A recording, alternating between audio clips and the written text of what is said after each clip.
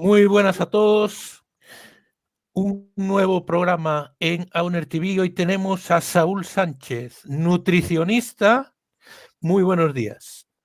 Hola, muy buenos días. Gracias por la invitación. Gracias a ti por aceptar. Saúl Sánchez en A Coruña, nutrición con ciencia. Lleva también temas de deporte. ¿Crees que el ejercicio, por ahí va a ir la primera pregunta, ¿crees que el ejercicio es fundamental para llevar una vida sana, independientemente de que lleves una dieta muy saludable? Sí, bajo mi punto de vista, no es que sea imprescindible, es que es la piedra angular. Si no hay ejercicio, no hay salud y nada de lo que hagamos a nivel de dieta o descanso va a poder compensar esa falta de actividad. Por lo tanto, tenemos que asegurar que cubrimos nuestros requerimientos en cuanto a ejercicio físico, sobre todo con trabajo de fuerza y también acompañado cardiovascular.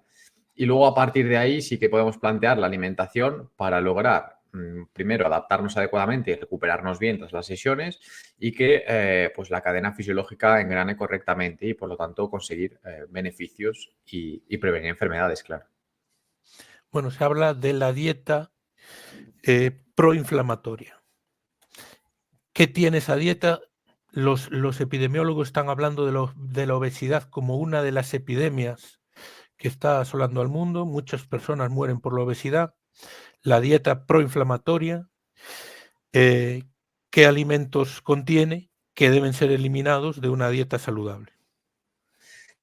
Bueno, principalmente la dieta proinflamatoria, que es así acuñada recientemente, se caracteriza por una alta presencia de ultraprocesados, que son todos aquellos alimentos que ha manipulado la industria de forma previa y que por lo tanto cuentan ya no solo con grandes cantidades de azúcares añadidos, sino también de grasas de mala calidad, como pueden ser las de tipo trans o grasas de palma refinadas, grasas de coco también refinadas, y por lo tanto que generan pues, un incremento de la respuesta inmune del organismo y los niveles de inflamación. Esto al final desregula muchos procesos que tienen lugar dentro del medio interno a diario y provoca ineficiencias, tanto en el metabolismo como en la replicación de las cadenas de ADN, como en la transmisión de información de unos órganos a otros y por ello pues desencadena enfermedades y problemas de salud. Además, muchas veces se refleja en ganancia de peso graso y esto contribuye al problema de la obesidad o del sobrepeso, que, bueno, bajo mi punto de vista ya no es una cuestión de enfermedad, sino más bien sería una adaptación, ¿no? Al final, la ganancia de peso graso es una adaptación a este medio hipercalórico en el cual nos sumimos muchas veces, donde el ejercicio no es una variable que se contempla y por lo tanto pues el cuerpo tiende a acumular esa energía por si la utiliza posteriormente. El problema es que nunca llega a ser utilizada. ¿Y qué problemas trae la obesidad consigo? Se habla de la diabetes como una de las consecuencias que puede tener la obesidad. Sí, la resistencia a la insulina es una de las primeras, es uno de los primeros detonantes, de las primeras cosas que va a suceder. El cuerpo se vuelve menos eficiente a la hora de escoger los mejores sustratos para la síntesis de energía, entonces pierde capacidad de movilizar y utilizar las grasas. Provoca también un incremento de los niveles inflamatorios y respuestas totalmente desacordes del sistema inmune, por lo tanto se incrementa el riesgo pues, de sufrir patologías crónicas o patologías infecciosas porque el sistema de defensa no responde correctamente. Y por supuesto, la obesidad cursa con infiltración de grasa en órganos vitales y esto perjudica el funcionamiento de los mismos. Entonces, ni el corazón va a funcionar correctamente, el hígado puede volverse graso y por lo tanto tampoco ejecutar bien sus funciones y todo ello pues, puede terminar en fallo multiorgánico, que sería, bueno, el peor de los casos, o en muchas situaciones de disfunción previa que no dejan de condicionar negativamente la salud. Bueno, ¿y qué alimentos son indispensables para llevar una dieta saludable? Yo no creo que haya un alimento en cuestión, un grupo de alimentos que sean indispensables. Yo creo que el foco lo tenemos que poner en la necesidad de que abunden los alimentos frescos, es decir, los que nosotros compramos y digamos que se parecen a su estadio inicial, ¿no? Pues lo que son carnes, pescados, lácteos, vegetales, arroces. y que la alimentación y la pauta dietética que llevamos en el día a día esté basada en estos productos, evitando por lo tanto los ultraprocesados, apostando por métodos de cocción también saludables y lo más limpios posibles, evitando las frituras y los rebozados y tratando de combinarlos y de encontrar un equilibrio. La dieta ha de ser lo más variada posible, ha de tener la menor cantidad de aditivos y compuestos artificiales posibles y, por supuesto, ha de estar adaptada a las necesidades de cada persona. No va a ser lo mismo la dieta que lleva un deportista de alto rendimiento, por ejemplo, en cuanto a consumo de carbohidratos, que aquella que sería óptima para una persona que se activa desde el punto de vista físico, pero que no llega a unas cotas de rendimiento tan altas, ¿no? Entonces, aquí siempre hay una variabilidad individual que es bueno mantener y que es bueno respetar. Bueno, se habla de la dieta mediterránea. ¿Crees que es la más cercana a lo adecuado? Desde luego, acumula muchas evidencias positivas en cuanto a longevidad, en cuanto a promoción de la salud y prevención de enfermedades crónicas. Yo estoy bastante de acuerdo con este patrón dietético. Sí que es verdad que hay algunas cosas que cambiaría, porque en la dieta mediterránea hasta hace muy poco se aconsejaba también el consumo de algunas bebidas alcohólicas como es el vino y a día de hoy se reconoce que el alcohol es tóxico independientemente de la dosis consumida. Por otra parte, enfatizaría un poquito más el consumo de proteínas, que quizás en la dieta mediterránea siga siendo un pelín escaso y se le da más énfasis en la dieta atlántica. Pero bueno, en líneas generales, la dieta mediterránea tiene bastantes puntos positivos, sobre todo que enfatiza el consumo de alimentos frescos y que mantiene una presencia abundante de vegetales, que no dejan de ser alimentos con alto contenido en antioxidantes que van a ser desde luego muy beneficiosos. Bueno, y se habla del ayuno intermitente. Te he leído que si tiene las proteínas adecuadas, puede, puede ser muy válida. Sí, el ayuno intermitente al final no es una dieta, sino que es un protocolo dietético y tiene cabida para la inclusión de cualquier tipo de patrón, o sea, de cualquier tipo de dieta dentro del mismo. Y la mayor parte de los beneficios se extraen de la restricción calórica, por lo tanto es positivo porque muchas veces nos lleva a generar ese déficit que permite que las personas pierdan peso y se encuentre en un estado más saludable. Y además tiene algún efecto fisiológico positivo a nivel de incremento de la sensibilidad a la insulina. Entonces no deja de ser una herramienta que podemos utilizar, tampoco es la panacea, quizás no es válido para todo el mundo, aunque la mayor parte de las personas se van a adherir muy bien al protocolo y tiene la característica pues, de que es de fácil implementación. Podemos, por ejemplo, retirar el desayuno, mantenernos 16 horas sin comer y ya estaríamos haciendo un ayuno intermitente. Si introducimos dentro del patrón de alimentación una dieta mediterránea, por ejemplo, pues lo más probable es que nos estemos encuadrando en un entorno bastante saludable, siempre y cuando, lo dicho, realicemos también actividad física. Siempre se ha relacionado, o hay un mito en relación a los huevos, que siempre se les relacionaba con el colesterol. Pero parece que últimamente los últimos estudios van en sentido contrario. Efectivamente, los huevos no dejan de tener colesterol dietético. ¿Qué pasa? La regulación del transporte del colesterol y de la síntesis es bastante compleja y lo que se está viendo a día de hoy es que un incremento del consumo de colesterol no se refleja en un aumento del colesterol plasmático, al menos no en la mayor parte de los casos. Luego, además, hay bastante debate si el incremento del colesterol es el responsable o no del riesgo cardiovascular, si tenemos que mirar más allá, si tenemos que fijarnos en las porciones ApoA o ApoB. Bueno, digamos que aquí hay un tramado bastante complejo que todavía es objeto de debate, pero en lo que a colesterol se refiere, el hecho de consumir huevos no, en principio, no va a modificar negativamente el perfil lipídico ni los niveles de colesterol y por lo tanto en ningún caso va a ser nocivo para la salud. De hecho, tenemos ya bastantes ensayos, incluso metaanálisis grandes de asociación entre consumo de huevos y riesgo cardiovascular y se muestra que no hay un incremento de este tipo de eventos adversos a partir de un consumo mayor de huevos, incluso llegando a 2, 3, 4 huevos al día. Así que es un alimento de mucha calidad y completamente seguro. Se habla de la dieta mediterránea, que hay que eliminar la carne roja o tomar la mínima posible. ¿Estás de acuerdo con esto? No, no necesariamente. La carne roja es un alimento de una gran densidad, tanto nutricional sobre todo, que nos aporta proteínas de muy alta calidad y elementos como el hierro, el zinc, que son necesarios para nuestro organismo. Y en líneas generales, mientras no sea procesada, no es dañina para la salud. Sí que es verdad que hay algunos ensayos, sobre todo que analizan las bases moleculares y las relaciones entre un mayor consumo de hierro y un incremento de la incidencia del cáncer, de algunos tipos de tumores o bueno, de ciertas rutas que tienen en común a nivel fisiológico, pero son ensayos moleculares, todavía no hay nada claro, no es extrapolable como tal al ser humano. Y tampoco quiere decir que consumir hierro en cantidades adecuadas procedente de la carne roja vaya a generar un mayor riesgo de este tipo de patologías. Entonces, con lo que tenemos encima de la mesa y siempre y cuando hablemos de carnes frescas, rojas, no hay ningún problema. Teniendo en cuenta además que el aumento, en el peor de los casos, el aumento del riesgo de cáncer, por ejemplo, colorectal, a través de un consumo diario de carne roja procesada, es bastante inferior a la prevención que provoca el hecho de realizar actividad física a diario. Vale, por lo tanto, tenemos que tener de nuevo en cuenta que aquí el factor diferencial es el nivel de movimiento y que la dieta muchas veces tiene que ir reflejada o acompañada un poco a este aspecto, no tiene que ir en concordancia. Bueno, cada día el cuerpo necesita unas vitaminas, unas proteínas, unos minerales. ¿Cuáles consideras tú que son los esenciales para consumir cada día?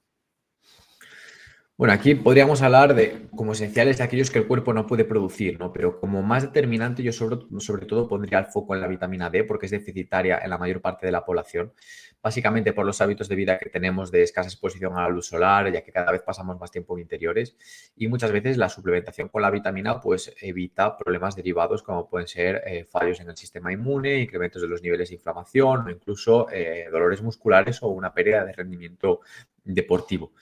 Luego podríamos mencionar también algunos minerales que se encuentran en menos cantidad, como el zinc o el selenio, que tienen un potencial antioxidante importante, que están presentes en carnes rojas, en carnes en general o en frutos secos y que también nos ayudan, por ejemplo, al buen funcionamiento de la tiroides o a mantener este balance redox que nos va a facilitar la prevención de patologías crónicas. Y por supuesto, pues otros como el hierro e incluso el cobre, podríamos hablar del magnesio, pues también van a ser muy importantes. Pero todo en su justa medida. Al final se trata de cubrir los requerimientos diarios, analizar si en algún caso hay déficit y en ese escenario recurrir a la suplementación, pero tampoco introducir macrodosis, que es lo que se está poniendo un poco de moda ahora, porque sí en todo el mundo, ¿no? Esto no tiene mucho sentido. Los lácteos, ¿eres partidario de su uso o de restringirlos?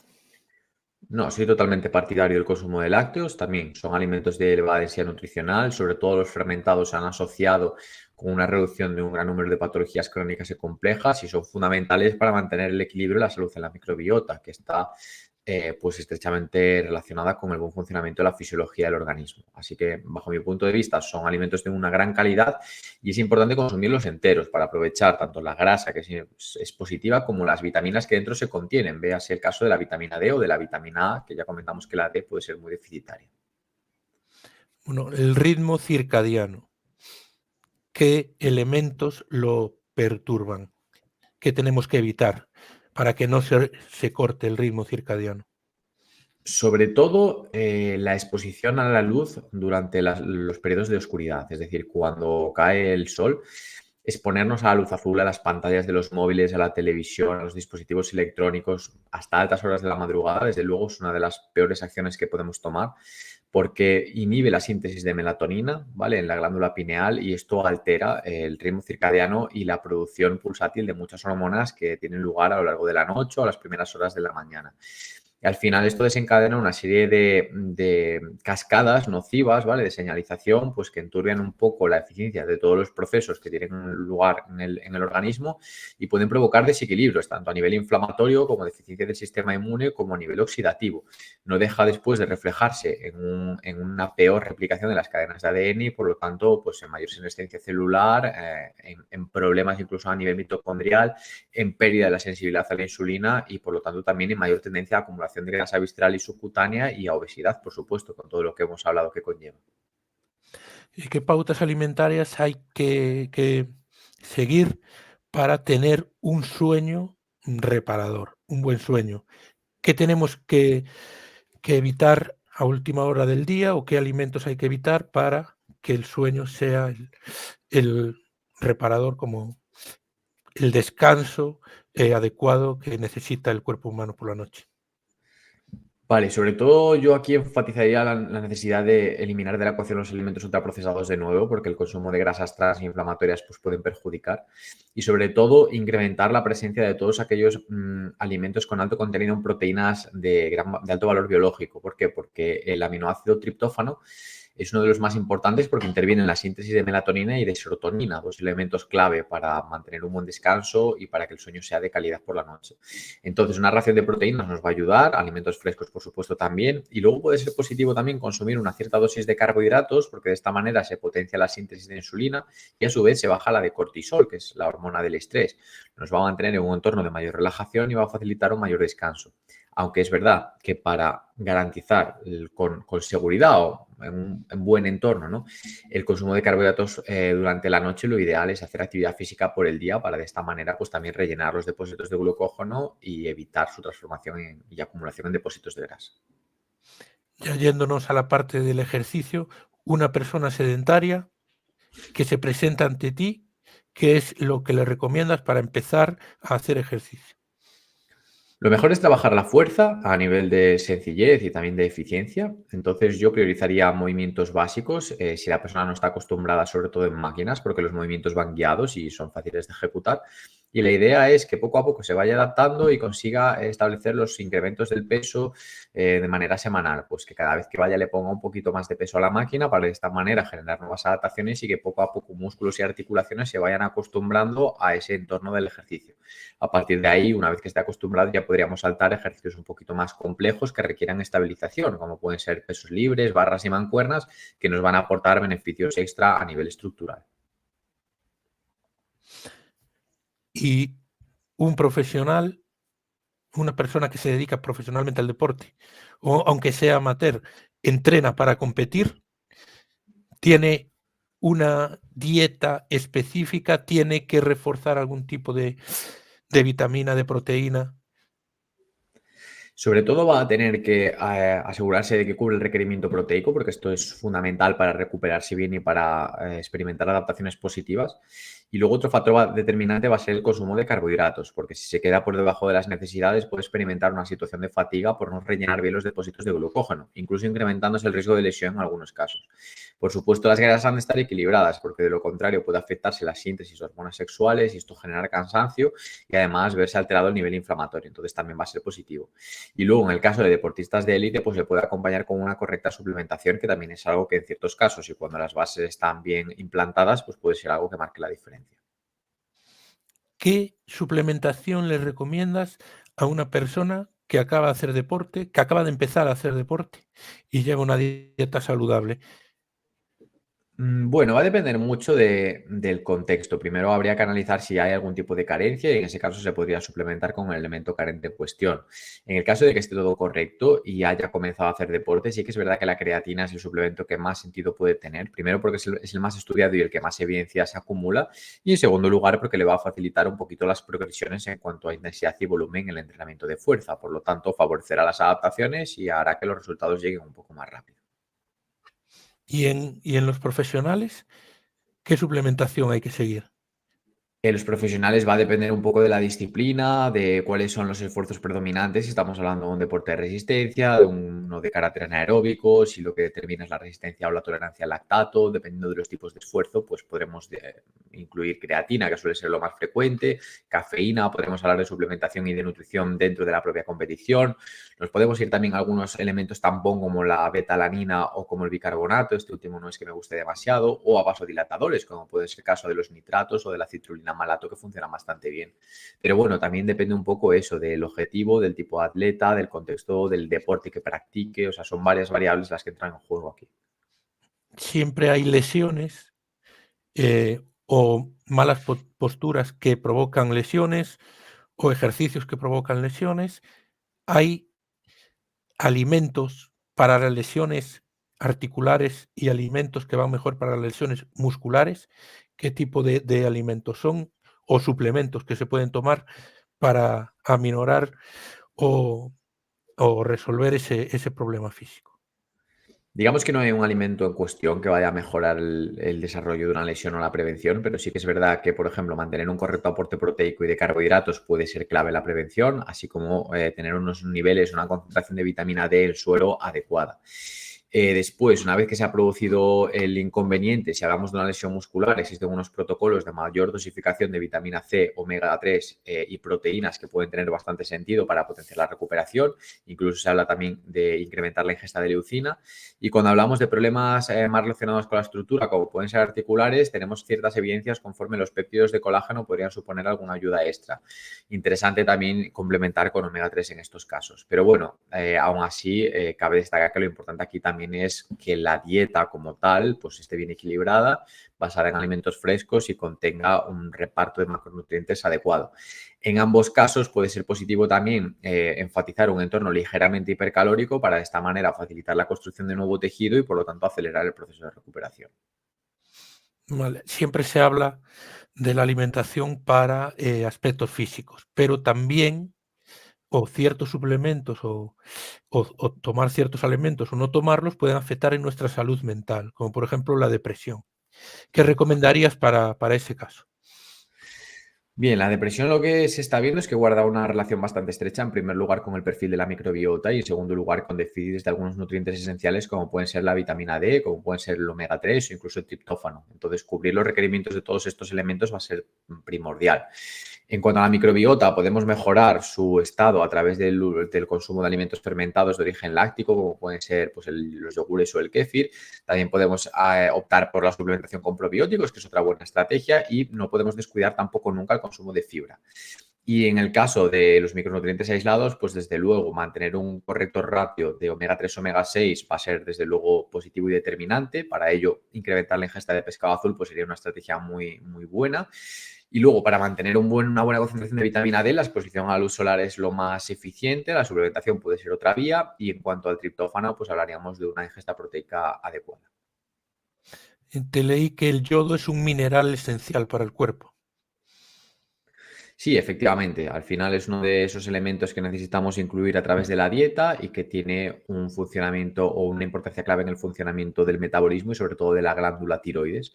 Por lo tanto, es preciso que diariamente se cubran los requerimientos, aunque en líneas generales y si consumimos sal yodada no suele haber problema con ello. Teniendo en cuenta que el cáncer está cada vez más presente en nuestras vidas, te vi que relacionabas la proteína whey con el cáncer, qué beneficios tiene y si hay otras proteínas, otras vitaminas que hay que tomar cuando el cáncer aparece.